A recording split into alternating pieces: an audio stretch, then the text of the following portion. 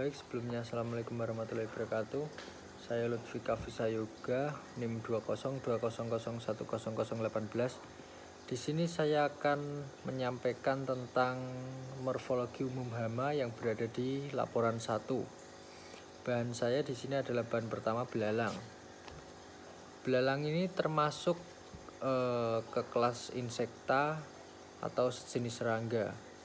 Belalang merupakan serangga herbivora dari Calliveera dalam ordo. Mempunyai antena. Dia mempunyai antena yang berfungsi sebagai sensor pendeteksi sentuhan, suhu, getaran, pergerakan udara, bau, dan rasa. Belalang mempunyai tiga bagian tubuh utama, yaitu kepala, badan, dan perut. Pada bagian kepala terdapat ukleus yang merupakan mata sederhana berfungsi mendeteksi perbedaan objek. Maaf jika sedikit berisik karena saya berada di pinggir jalan, jadi banyak kendaraan. Yang kedua adalah mata majemuk yang mempunyai ribuan reseptor warna individual dan mempunyai antena yang berfungsi sebagai sistem indera. Berikut antenanya berada di depan kepala, dan frans bagian kepala depan,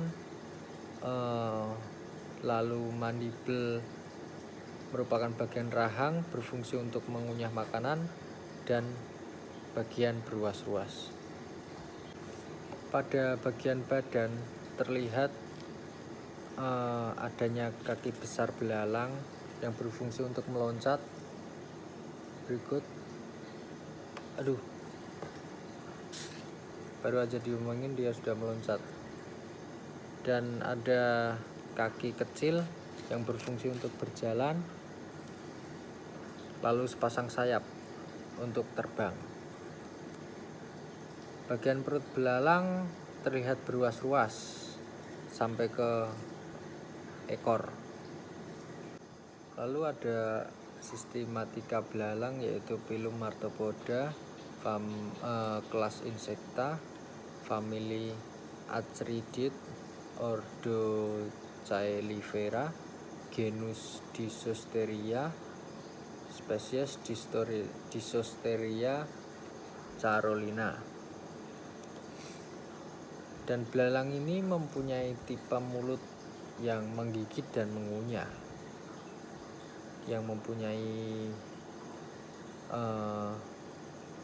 rahang yang cukup kuat baginya untuk mengunyah daun, sehingga daun tersebut bisa sampai seperti ini. Contoh ini adalah contoh daun yang sudah dimakan belalang. Nanti akan kita bahas di laporan 2.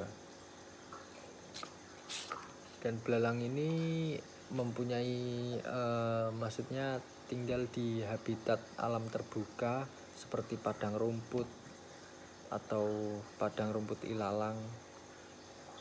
Oleh sebab itu belalang ini adalah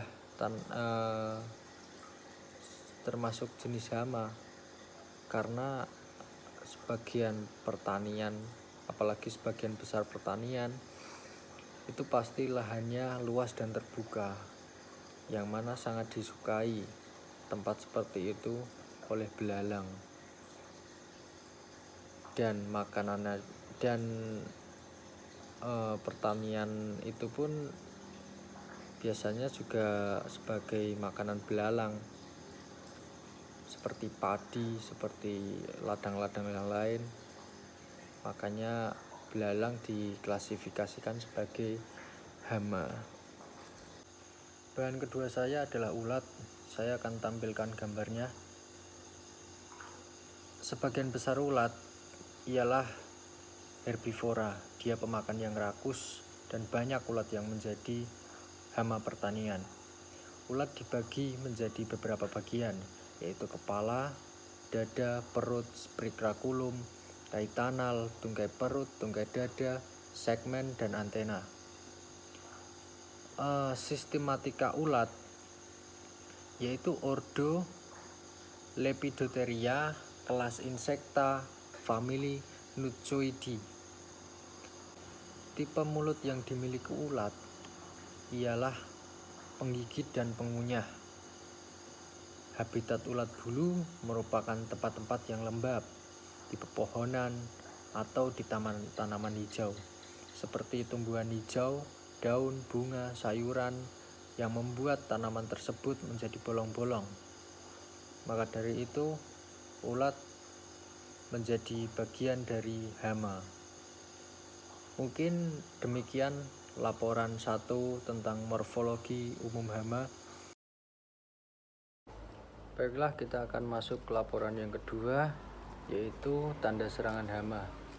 Di sini saya mengambil 2 sampel daun, yang mana 2 daun tersebut sudah menjadi makanan hama, yaitu makanan belalang dan ulat. Ini adalah daun jambu yang sudah dimakan ulat beberapa hari yang lalu, dan bentuknya seperti ini, yang mulanya kayak daun seperti biasa. Setelah dimakan ulat yang giginya rakus, notabene pemakan yang rakus, bentuknya daunnya seperti ini. Dan ini adalah daun odot. Daun odot adalah sejenis, kalau daerah sini bilang sejenis kolonjono, tapi ini namanya odot. Ini adalah contoh yang dimakan belalang, yang mulanya lurus jadi agak ke dalam. Saya akan tampilkan fotonya. Nah, bisa disimak perbedaannya semuanya. Ini adalah dimakan ulat, ini dimakan belalang. 2 jenis daun yang berbeda. Mungkin demikian laporan 2 yang bisa saya sampaikan. Kurang lebihnya mohon maaf. Wassalamualaikum warahmatullahi wabarakatuh.